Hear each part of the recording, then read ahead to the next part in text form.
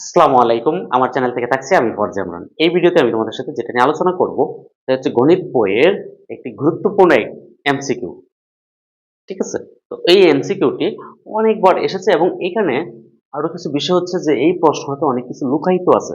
তো যারা আমার যে পূর্বের ভিডিওগুলো দেখতেছো তোমরা একটা জিনিস লক্ষ্য করতেছো যে আমি অনেক বেশি এনালাইসিস করে তোমাদেরকে এই ভিডিওগুলো এমসিকিউ তৈরি করি। এখানে তোমরা একটা ভিডিও যদি দেখো, একটা প্রশ্ন শিখো তাহলে ৮ থেকে ১০ টা তোমরা প্রশ্ন পারবা। ঠিক আছে? একই রকম এই ভিডিওটাতে তোমরা অনেক কিছু শিখতে পারবা। ঠিক আছে? তো এখানে প্রশ্নটা কি বলছে দেখো, নিচের কোনটিকে শূন্য মাত্রা সত্তা বলে গণ্য করা হয়? শূন্য মাত্রা তার মানে মাত্রা, এই যে মাত্রা, এই মাত্রাটাকে শূন্য মাত্রা বলতে পারে যে একমাত্রা, দ্বিমাত্রা, একমাত্রিক, দ্বিমাত্রিক, ত্রিমাত্রিক রাশি কোনটি? মানে নিচের কোনটি একমাত্রিক, কোনটি দ্বিমাত্রিক, কোনটি ত্রিমাত্রিক, কোনটি শূন্য মাত্রিক? ঠিক আছে? এই ৪ টা প্রশ্ন থাকতে পারে।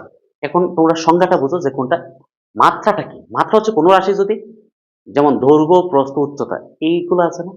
যে রাশিগুলোর এগুলো আছে এগুলোকে একেকটা কি বলে? মাত্রা বলে। যদি কোন রাশির ৩ টা থাকে, দৈর্ঘ্য, প্রস্থ, উচ্চতা থাকে, তাহলে তার মাত্রা কয়টা? ৩ টা। যদি কোন বস্তু আছে দৈর্ঘ্য আর প্রস্থ আছে, তো তার মাত্রা ২ টা। কোন বস্তু আছে শুধু দৈর্ঘ্য আছে, তাহলে তার মাত্রা ১ টা। কোন বস্তুর কোন কিছুই নাই, তো তার মাত্রা ০। ঠিক আছে?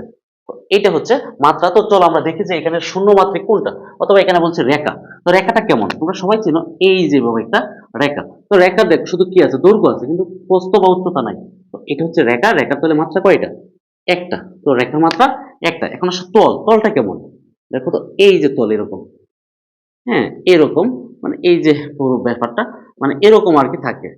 ঠিক আছে? এটা একটা তল। ঠিক আছে? তো তল মানে হচ্ছে তোমরা কেমন? মানে একবারে তুমি যদি একটা পেজ দেখো, পেজের যে অংশটা, এই অংশটা হচ্ছে পুরোটা একটা তল। ঠিক আছে? তো তলের হচ্ছে দৈর্ঘ্য আছে, প্রস্থ আছে। কিন্তু কি থাকে না? উচ্চতা থাকে না। তো এটা হচ্ছে তল। তাহলে তলের মাত্রা কয়টা? ২ টা। ঠিক আছে? এরপর লিখছি বই। বই তো সবাই তোমরা দেখো, চেনো প্রতিদিন। পরে দেখো বইয়ের দৈর্ঘ্য আছে, প্রস্থ আছে, আবার আরেকটা কি আছে? উচ্চতা আছে। তার মানে ৩ টা আছে। তার মানে বই হচ্ছে কয় মাত্রিক? এটা হচ্ছে ত্রিমাত্রিক। আরেকটা বিন্দু। বিন্দু কেমন? বিন্দু হচ্ছে একবারে শূন্য। এই তো এরকম। শুধু তার অবস্থান আছে কিন্তু দৈর্ঘ্য, প্রস্থ, উচ্চতা নাই। তো এইজন্য তো বিন্দু হচ্ছে কি? শূন্য মাত্রিক। নিচের কোনটিকে শূন্য মাত্রা সত্তা বলা হয়? তাহলে আনসারটা হবে কি? বিন্দু। ঠিক আছে? আশা করি তোমরা আমার এই প্রশ্নের আলোচনাটা বুঝতে পারছো। ধন্যবাদ তোমাদের সবাইকে।